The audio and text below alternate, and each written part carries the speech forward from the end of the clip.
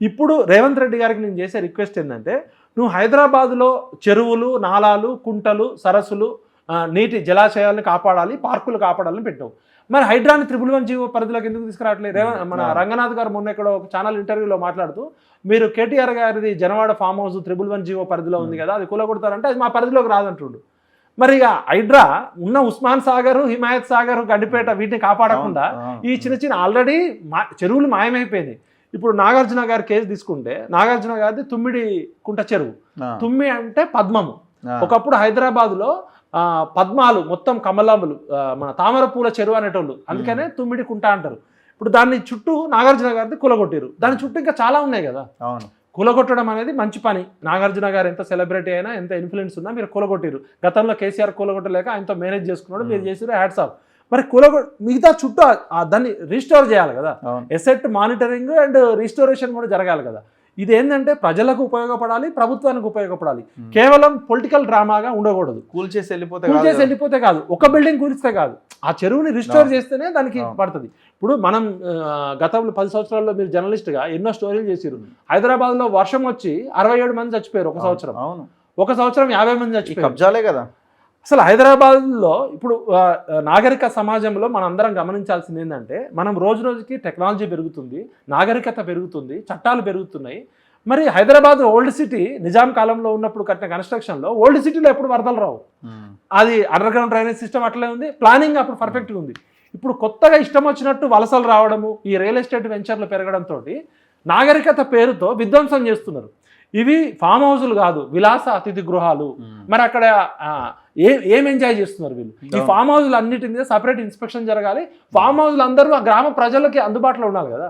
అంటే ఇక్కడనే ఏదో గూడుపుటాని ఉంది, ఫామ్ హౌస్ పేరుతో వీళ్ళు ఏదో యాంటీ సోషల్ యాక్టివిటీస్ చేస్తున్నారు అనేది క్లియర్గా అర్థమవుతుంది. అది ఏ పార్టీ లీడర్స్ అయినా. నాగార్జున ఫామ్ హౌస్ అది కూల్చడం వెనక ఏమన్నా స్టోరీ ఉందంటారా? రకరకాలుగా మాట్లాడుకుంటున్నారు, మీకు ఏమన్నా ఇన్ఫర్మేషన్ ఉందా?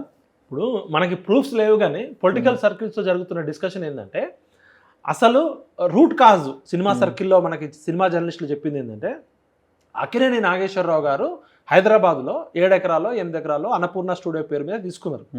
తీసుకున్న తర్వాత దానిలో ఫిలిం యాక్టివిటీస్ జరగట్లేదని చెప్పి ఎన్టీఆర్ గారు ముఖ్యమంత్రి అయిన 2వ రోజు నోటీస్ పంపించారు. మీరు తీసుకున్నదేమో సినిమా పరిశ్రమ అభివృద్ధి కోసం, స్టూడియోల నిర్మాణం కోసం, కానీ మీరు ఆ కార్యక్రమాలు చేయట్లేదని నోటీస్ ఇస్తే అక్కడి నుంచే ఎన్టీఆర్కి నాగేశ్వరరావు గారికి విభేదం స్టార్ట్ అయింది అంటారు. తర్వాత అది చంద్రబాబు నాయుడుతో కంటిన్యూ అయింది. ఎన్టీఆర్ కుటుంబానికి, అక్కినేని నాగేశ్వరరావు కుటుంబానికి జరిగిన డిస్టర్బెన్స్లో ఆ తర్వాత అది కంటిన్యూ అవుతూ వస్తూ నాగార్జున గారు జగన్ గారితో సన్నిహితంగా ఉన్నారు. నాగార్జున గారు కేటీఆర్ గారితో, కేసీఆర్ గారితో సన్నిహితంగా ఉన్నారు. నాగార్జున గారు చంద్రబాబు నాయుడు గారితో ఎప్పుడు సన్నిహితంగా లేరు. మరి రాజకీయాలే ఉంటాయి. ఇప్పుడు ఒక అక్కినేని నాగార్జున ఒక్కడే కబ్జా చేయలే, ఆయన సెలబ్రిటీ కాబట్టి ఆయన కొట్టిర్రు, హ్యాట్స్ ఆఫ్. బట్ నిజంగా ఇట్లాంటి వాళ్ళు అందరినీ కొడితే, ఇప్పుడు పద్మాలయ స్టూడియోస్ ఉంది, పద్మాలయ స్టూడియోస్ లీజుకు తీసుకుంది ఒక పని, దాన్ని రెంట్కి చేస్తుంది అట్లా పని. చలనచిత్ర పరిశ్రమ అభివృద్ధి పేరుతో చాలా మంది బడా బాబులు 100 ఎకరాలు ఇప్పుడు అంటున్నారు కదా. ఇప్పుడు ఆయన వాళ్ళ బ్రదర్ ఇంటికి కూడా ఏదో నోటీస్ ఇచ్చినట్టున్నారు కదా, కూలగొడతామని అంటున్నట్టున్నారు. ఏది మన రేవంత్ రెడ్డి గారు, తిరుపతి రెడ్డి, రేవంత్ రెడ్డి గారు అన్న తిరుపతి రెడ్డి గారిది దుర్గం చెరువు FTL లో ఉందని స్టోరీస్ వస్తున్నాయి. నిజంగా రేవంత్ అన్నకి హ్యాట్స్ ఆఫ్.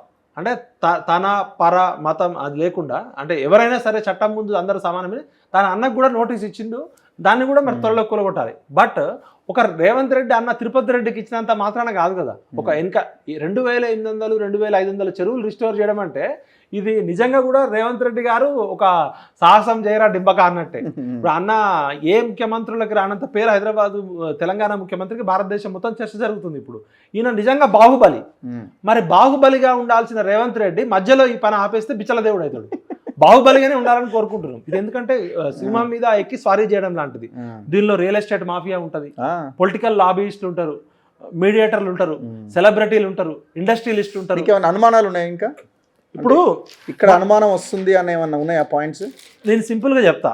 గతంలో కేసీఆర్ గారు ఫస్ట్ రాగానే తెలంగాణ జాతిపిత, తెలంగాణ బాల్ ఠాక్రే, తెలంగాణ గాంధీ అని చెప్పి తెలంగాణలో 1 ఇంచు భూమి కబ్జా చేసినా ఎవరిని వదిలిపెట్టా, రామోజీ ఫిలిం సిటీలో 1,00,000 నాగళ్లతో దున్నుతా అని చెప్పిండు మా చిచ్చా. మరి ఫస్ట్ అయ్యప్ప సొసైటీని టచ్ చేసిండు. అయ్యప్ప సొసైటీ అక్రమాలు సక్రమం అయినాయా? కాలేదు. అయ్యప్ప సొసైటీ పేరుతో దందా చేసుకున్నారు, సెటిల్మెంట్ అయిపోయినాయి. తర్వాత ఏం చేశారు? మియాపూర్ ల్యాండ్స్ అన్నారు.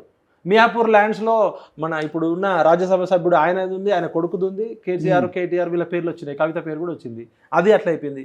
ఎన్ కన్వెన్షన్ ఇట్లా గోడను టచ్ చేసిర్రు, సెటిల్మెంట్ చేసుకున్నారు. తర్వాత కొన్ని రోజులకి సమంత బ్రాండ్ అంబాసిడర్ అయింది. సమంతకి తెలంగాణకి ఏం సంబంధం, ఆమె చేనేతలకు ఏం సంబంధం, ఆమె పద్మశాలి కమ్యూనిటీయా తెలంగాణ కమ్యూనిటీయా? అంటే ఒకటి చూపించి ఏనుగు దంతాలు, కనపడే దంతాలు ఒకటి, కనపడని దంతాలు. ఈయన ఏం చేస్తాడని మీ అనుమానం, అంటే ఏం జరిగే అవకాశం ఉండొచ్చు అని? ఇప్పుడు గతంలో కేసీఆర్ గారు కూడా హడావుడి చేసిండు. దేవరాంజల్ భూములు కానీ, మూసాపేట ల్యాండ్ కానీ, రామోజీ ఫిలిం సిటీ కానీ ఇవన్నీ చేసిండు. కానీ తర్వాత ఏమైంది, కొండంత రాగం తీసి ఏదో పాట పాడినట్టు తర్వాత అడ్రస్ లేకుండా అయిపోయాడు. నేను రేవంత్ అన్నని రిక్వెస్ట్ చేస్తున్నా, ఏ ముఖ్యమంత్రికి రానంత హైప్ ఇవాళ ఇండియా మొత్తం నీ గురించి చర్చిస్తున్నారు.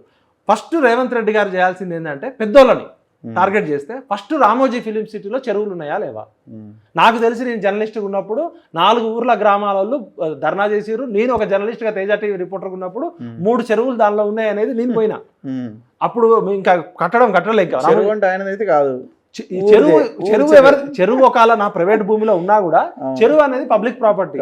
నీళ్ళు అనేది ఎవరు తయారు చేసేది కాదు, భూమి ఎవరు తయారు చేసేది కాదు. చెరువులో శిఖం భూమి ఉన్నా కూడా అది అగ్రికల్చర్ పర్పస్, అది కూడా ఒక పంటకే వాడుకోవాలి. దాని మీద ఎటువంటి కన్స్ట్రక్షన్ కట్టకూడదు, దానికి ఎటువంటి సిమెంట్ వేయకూడదు. అంటే రామోజీ ఫిలిం సిటీ ఆయన భూములు ఉన్నాయని ప్రజల దగ్గర నుంచి ప్రొక్యూర్ చేసినా కూడా చెరువులకు మాత్రం చుట్టూ గోడ కట్టకూడదు.